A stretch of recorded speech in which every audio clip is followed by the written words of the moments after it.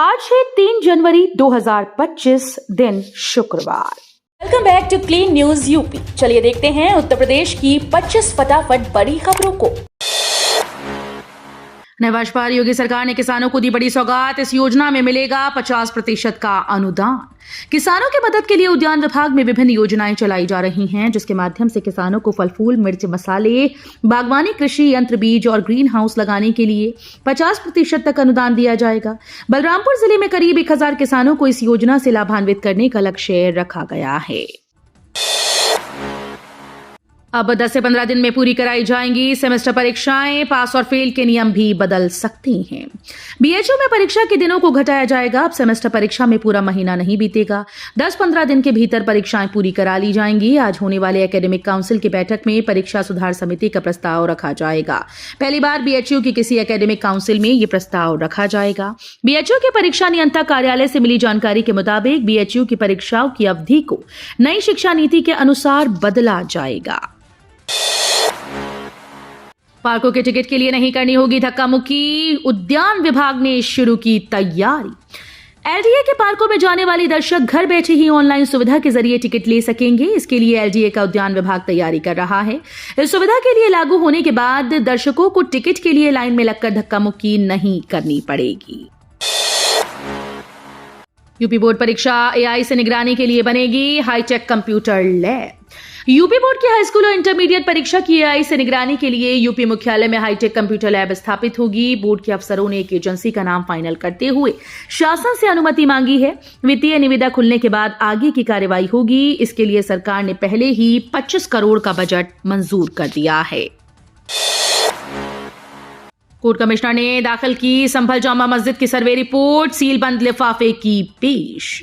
संभल के जामा मस्जिद में हरिहर मंदिर होने के मामले में कोर्ट कमिश्नर रमेश सिंह राघव ने 2 जनवरी 2025 दिन बृहस्पतिवार को न्यायालय में बंद लिफाफे में सर्वे रिपोर्ट पेश कर दी है। कोर्ट कमिश्नर ने बताया कि तबियत खराब होने की वजह से सर्वे रिपोर्ट न्यायालय में दाखिल करने में देरी हुई।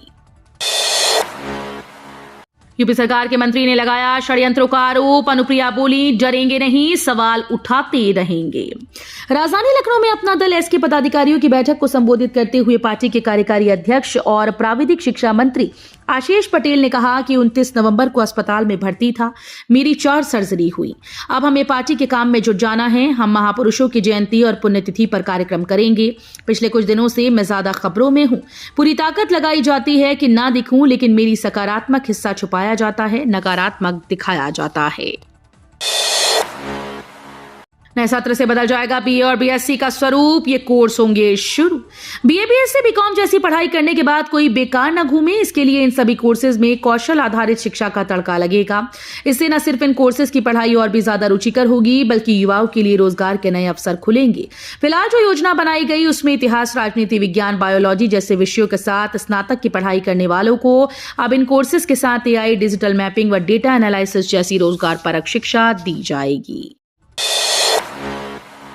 यूजीसी नेट या पीएचडी वाले विषय में बन सकेंगे शिक्षक। एनईपी के तहत संशोधन की तैयारी। विश्वविद्यालयों में अब यूजीसी नेट या पीएचडी वाले विषयों में ही शिक्षक बना जा सकेगा। शिक्षक बनने के लिए पहले एक ही विषय में स्नातक, परास्नातक और पीएचडी होना जरूरी था। राष्ट्रीय शिक्षा नीति 2020 के तहत विश्वविद्यालयों का शिक्षक बनने की प्रक्रिया में लचीलापन लाया जा रहा है। प्रदूषण और ट्रैफिक जाम से बचने के लिए यमुना पर रोपवे लगाएगा डीडीए। एलजी ने दिए निर्देश। दिल्ली के उपराज्यपाल वीके सक्सेना ने हाल ही में गैर प्रदूषणकारी सार्वजनिक परिवहन के वैकल्पिक साधनों का पता लगाने के लिए आयोजित एक बैठक की अध्यक्षता की। उन्होंने दिल्ली विकास प्राधिकरण डीडीए को यमुना पर रोपवे, केबल वे लगाने के लिए साइट्स के अध्ययन और चयन की प्रक्रिया शुरू करने का निर्देश दिया है। बीएचयू और आईआईटी बीएचयू के समन्वय के लिए संयुक्त समिति गठित। बना रहेगा बेहतर तालमेल। बीएचयू और आईआईटी बीएचयू के बीच बेहतर तालमेल और नीतियों के निर्धारण के लिए संयुक्त समन्वय समिति का गठन किया गया। ये समिति दोनों संस्थाओं के बीच जमीन, आवासीय सुविधाओं, साझा सेवाओं और अन्य आपसी हितों से जुड़े मुद्दों का समाधान निकालेगी। साथ ही विवादों को निपटाने में अहम भूमिका निभाएगी। आईआईटीआई के 13 कोर्स में जॉब की गारंटी। ट्रेनिंग में 19,000 और पक्का होने पर 26,000 रुपए। कानपुर के पांडु नगर आईटीआई में 13 विशेष ट्रेड में हाईटेक पढ़ाई होने वाली है। इन कोर्स में डिग्री लेने वाले छात्रों को जॉब की गारंटी होगी। आईटीआई ने मारुति सुजुकी संग MOU साइन किया है। जल्दी कंपनी आईटीआई में हाईटेक लैब खोलेगी, जिसमें छात्रों को हर रोज 2 घंटे प्रशिक्षण दिया जाएगा। युवाओं को रोजगार के काबिल बनाने के लिए सरकार आईटीआई में बड़ी कंपनी से MOU साइन करा रही है। नोएडा से बड़ी खबर, जेपी ग्रीन्स कॉस्मॉस के 4000 परिवारों पर संकट, मेंटेनेंस एजेंसी करेगी सेवाएं बंद। नोएडा सेक्टर 134 में स्थित जेपी ग्रीन्स कॉस्मॉस से बड़ी खबर सामने आ रही है। सोसाइटी के 4000 परिवारों की मुसीबत बढ़ गई।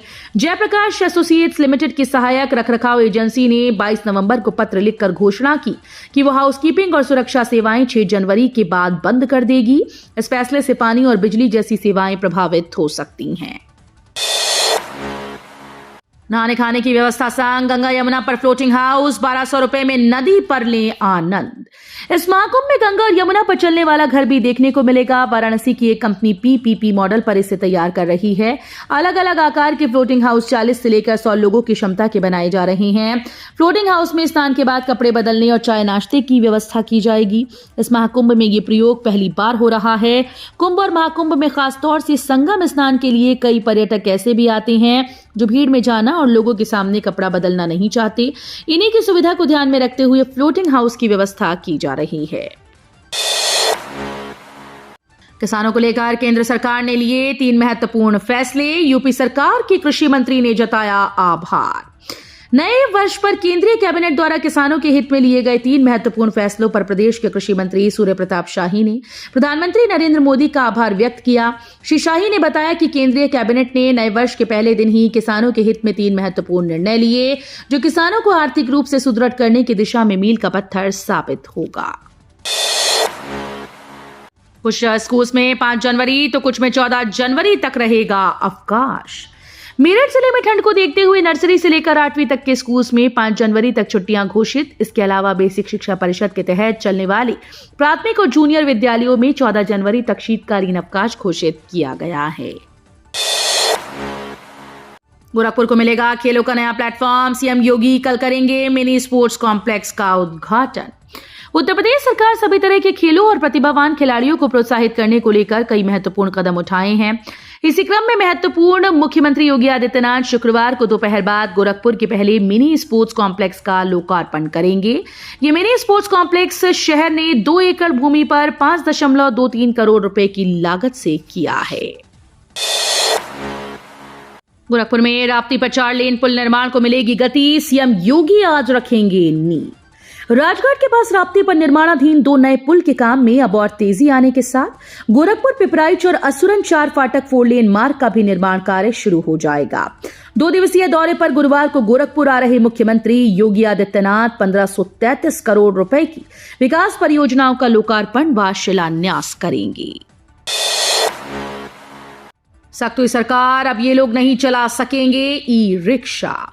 मुख्यमंत्री योगी आदित्यनाथ ने कहा कि जनपदीय सड़क सुरक्षा समितियां जिलाधिकारी की अध्यक्षता में 5 जनवरी 2025 तक हर हाल में बैठक संपन्न कर लें। 6 से 10 जनवरी 2025 तक सभी स्कूल कॉलेजेस में सड़क सुरक्षा नियमों से संबंधित जागरूकता कार्यक्रम आयोजित किए जाएं।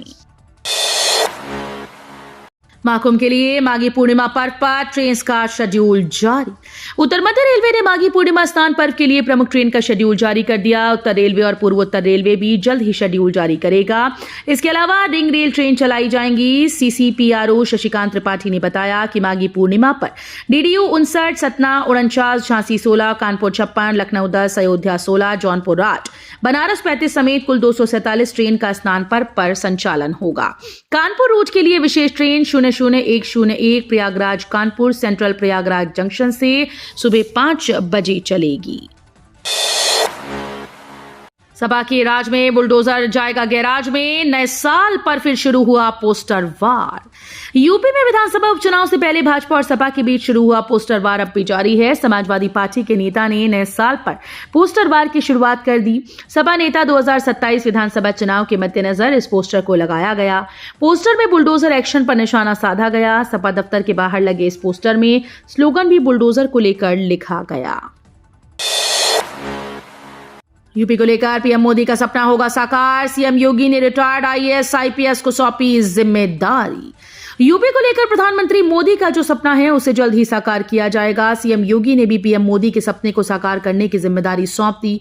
दरअसल प्रधानमंत्री नरेंद्र मोदी के टीबी मुक्त भारत के संकल्प को साकार करने की दिशा में मुख्यमंत्री योगी आदित्यनाथ ने अब सेवानिवृत्त हो चुके आईएएस, आईपीएस अधिकारियों, पूर्व कुलपतियों, शिक्षाविदों तथा अन्य वरिष्ठ नागरिकों को बड़ी जिम्मेदारी दी है। संभल में मंदिर के पास मिला 100 साल पुराना कुआं, प्रशासन ने शुरू करवाई खुदाई। यूपी के संभल में मंदिर और बावड़ी मिलने के बाद यहां खुदाई जारी है। गुरुवार को महमूद सराय इलाके में चामुंडा मंदिर के पास एक 100 साल पुराना कुआं मिला। इसकी खबर लगते ही लोगों की भीड़ लग गई। पुलिस प्रशासन की टीम मौके पर पहुंची। इसके बाद बुलडोजर बुलवाया और फिर कुएं की खुदाई शुरू की गई। बता दें कि कुएं को लेकर काफी समय से दो पक्षों के बीच चल रहा था। आरोप है कि एक पक्ष के लोगों ने कुएं को पाट कर कब्जा किया, जिसकी शिकायत जिलाधिकारी से भी की गई थी। मानसिक चिकित्सालय में बंद है जनौषधि केंद्र, नहीं काम आ रहा सीएमओ का आदेश।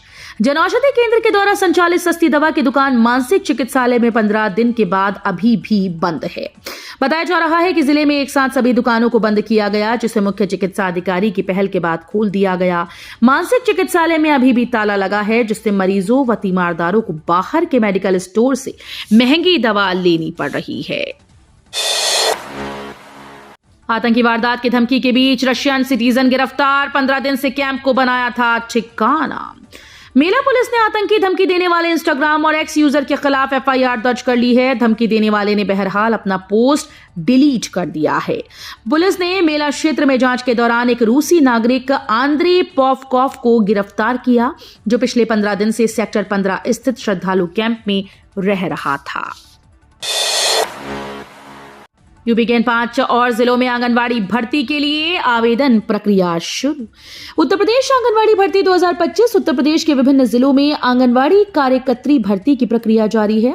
इस बार मुरादाबाद, बलिया, कानपुर, देहात, बहराइच, अम्बेडकर नगर जिलों में आंगनवाड़ी कार्यकर्त्री के पदों के लिए आवेदन मांगे गए हैं।